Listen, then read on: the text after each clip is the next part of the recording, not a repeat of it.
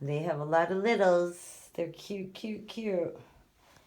Okay, this next room is just darling. It is, I think, a boys' room, multiple boys, because they have built-in bunk beds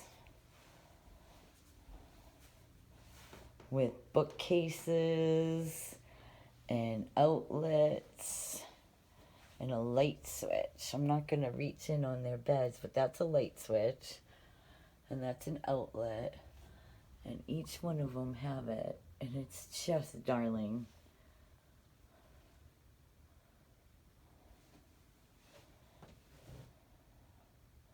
And a closet.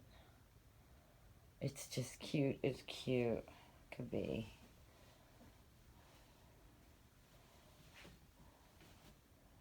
A little staircase that goes between them.